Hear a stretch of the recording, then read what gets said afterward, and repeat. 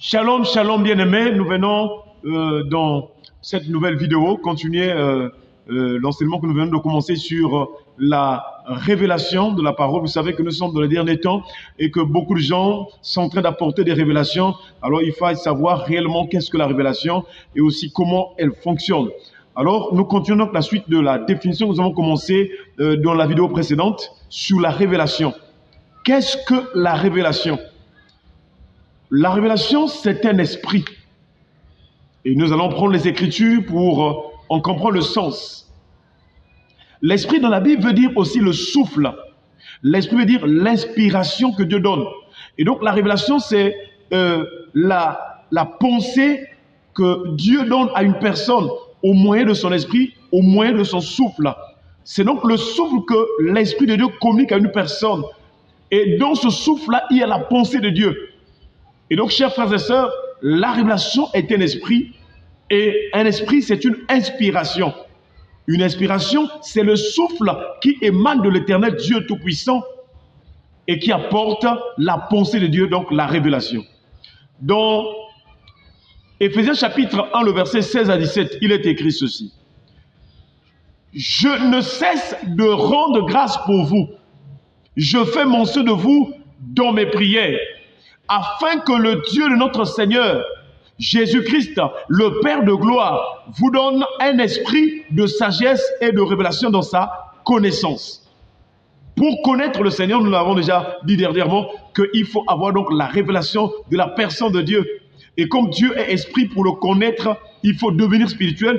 C'est la raison pour laquelle Jésus est venu pour nous donner la vie spirituelle qui commence par la naissance spirituelle. Si nous sommes nés de nouveau, si nous sommes nés d'eau et d'esprit, en ce moment-là, nous rentrons dans la connaissance des choses spirituelles.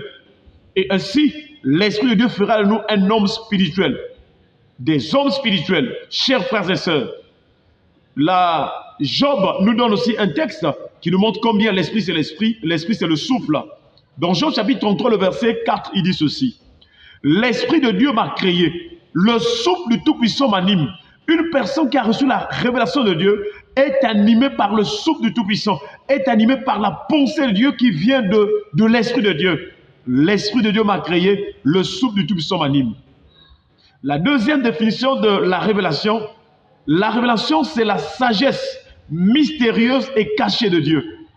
Chers frères et sœurs, Paul nous en parle parce que Paul était confronté à des personnes qui avaient un langage philosophique, des gens qui avaient appris la philosophie et qui voulaient communiquer le message de la parole de Dieu au moyen de leur connaissance philosophique. Et Paul nous dit dans 1 Corinthiens chapitre 2 verset 7, il dit « Nous prêchons la sagesse de Dieu, mystérieuse et cachée, que Dieu avant les siècles avait prédestinée pour notre gloire. » Chers frères et sœurs, n'oublions pas que cette sagesse dont il parlait, c'est donc la révélation de la pensée de Dieu, la parole.